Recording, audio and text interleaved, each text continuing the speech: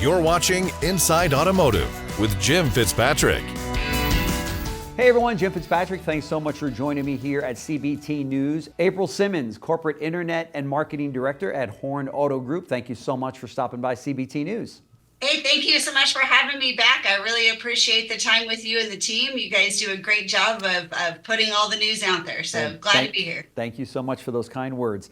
So let me ask you this. The industry, as I was saying before we got recording, is not what it was a year ago. It definitely it isn't what it was 2 years ago. And of course, 3 years ago, forget it, at a time when couldn't get cars, everybody's selling their cars at sticker price or above for sure.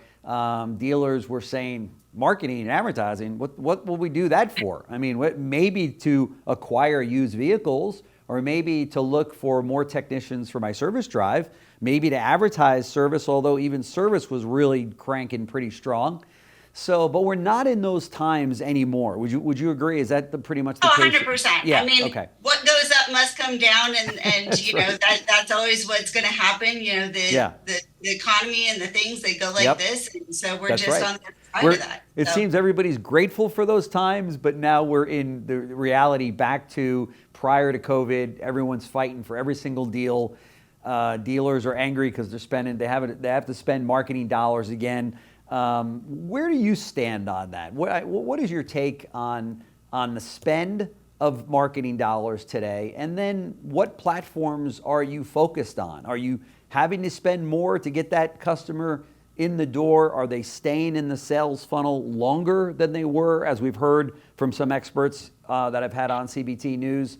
Jim, go ahead. Yeah, I would tell you that looking at analytics and kind of looking at what consumer behavior is right now, it looks very similar to, and I'm in Arizona, so I'll preface that because it's different parts of the country get hit at different times. Sure.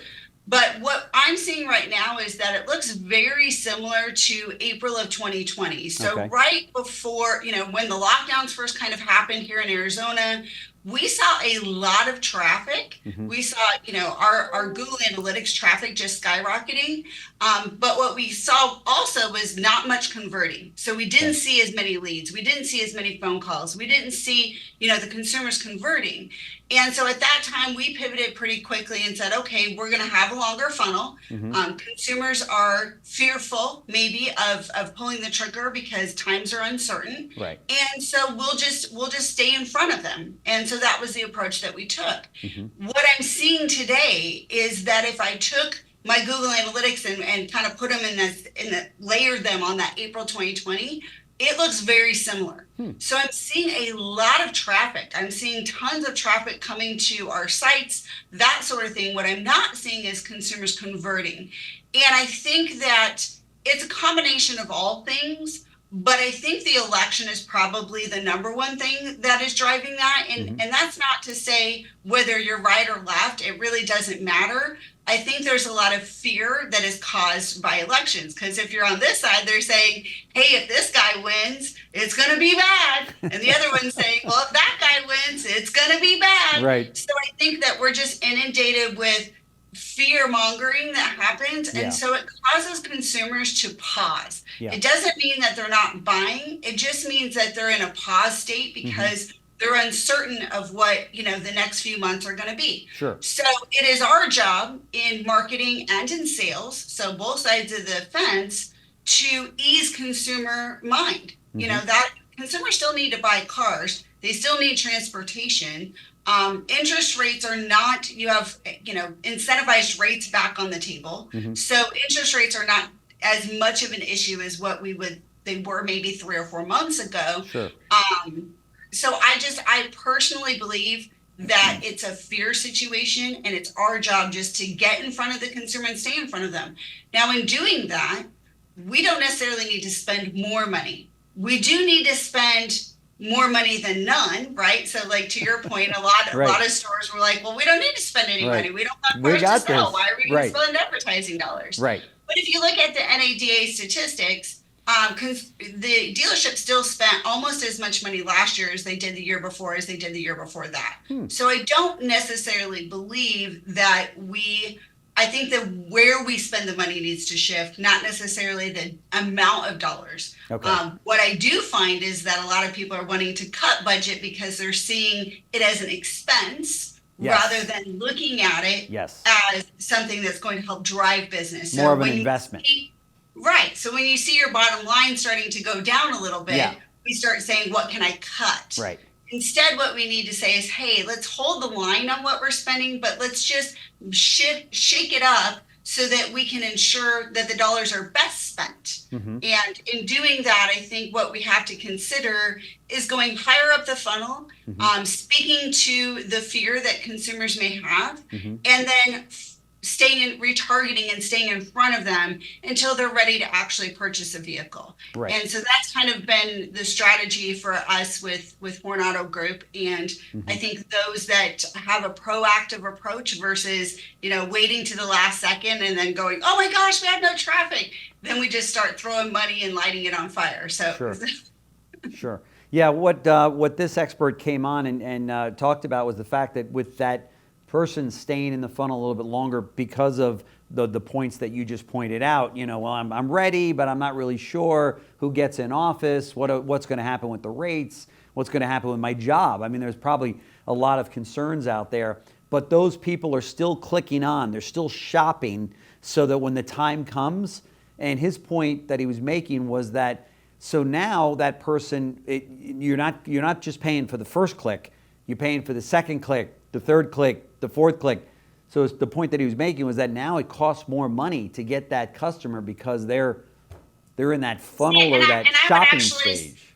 Yeah, I would actually say not believe in that, because here's why. If you're going further up the funnel, that first click is actually way less money than the last click. Yeah. Right? So if I'm low in the funnel, that click costs me a lot of money. Yeah. I can get high funnel clicks for pennies on the dollar compared to that last click. Yeah. And if I do a good job staying in front of them with the right proper messaging, right place, right time messaging based on what the consumer's actually doing, what their behavior is, where they're shopping and what they're shopping, I've actually found that it's a lot less money to get 4 and 5 clicks than it is to wait and then hit them just right at the very end. Right. And the other thing that I will challenge is if I hit them right at the very end, the other problem with that is then I only have one thing to talk to you about, and that's price. Yeah. So it becomes a double-edged sword. I'm going to pay more to get you, and the only value proposition I have is price. If I go further up the funnel, then I'm allowed to start creating a relationship with you that costs less money and also allows us to talk and build value over time versus it being just about price. Okay. So I personally believe that it costs less money if you have a good full funnel strategy than waiting to the last minute. Good point. Good point. Let me ask you, how do you, when you're putting these, when you're, it's one thing to buy the media and make your placements on the different platforms that are out there.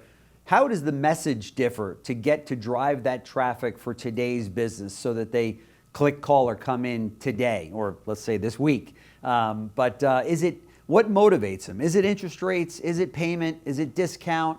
Is it trade allowance? Is it credit approval? What seems to be the hot buttons that drive today's consumer to the point that they say, okay, that's it. That's my hot button. I'm coming in. Well, I think it's all of them. I think that if we generally go back to the psychology of the Foursquare, right, and we take ourselves back a little bit, we were always trained, okay, you have price, you have down payment, trade allowance. And the reason for that was so we could try to figure out what is your hot button, right? That's because if I could, we'd focus on that, make sure we took care of that, and then the rest would just fall into play. So I think in marketing now, we have to realize that the Foursquare is still happening. It's just happening way further up the funnel and in most cases, way before a consumer actually visits us at the dealership. Right.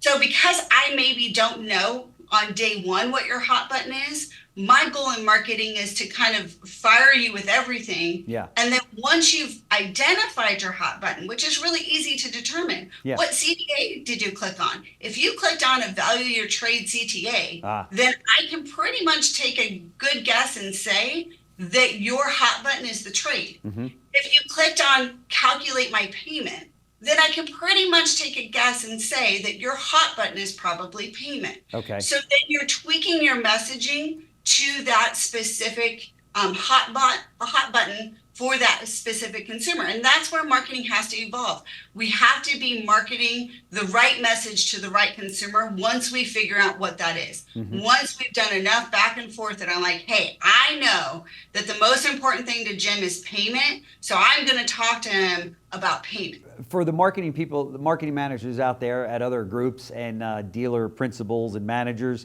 let me ask you this question. Where are you spending the lion's share of your budgets for your group?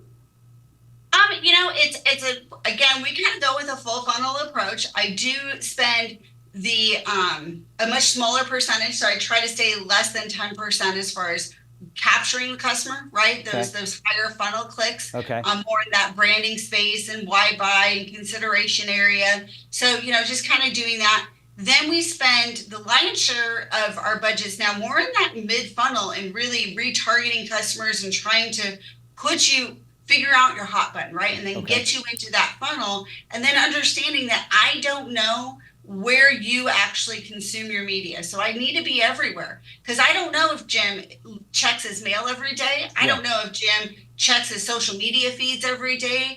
I don't know if he's a texter. I don't know how you actually consume your media. So now I'm going to just be everywhere you might be and cover all the bases in that kind of mid-funnel space until you start communicating with me. And once you start communicating with me, then those resources are really put into dialing in right message, right time, and helping my team provide you with all the information that you need. So I believe in spending a lot more money at the low funnel in things like converting tools, right? Having not just digital retailing tools, but having some of the AI tools that can help figure out and put a personalized message in front of you, those sort of things. So I think converting tools are really powerful. We spend a lot of money driving traffic to our websites and to our dealerships to then just let it fall flat. Yeah. So I spend a little bit more saying, hey, let's drive this traffic, but then let's help the website do its job and convert it. Yeah, very good point. Very good point. Thank you so much for stopping by CBT News. I know that our viewers and subscribers get a lot out of your visit, as they always do. So thank you so much for taking the time for us. I appreciate the time, and I hope you guys have a great rest of your day. Great. You as well. Thanks. Thanks for watching Inside Automotive with Jim Fitzpatrick.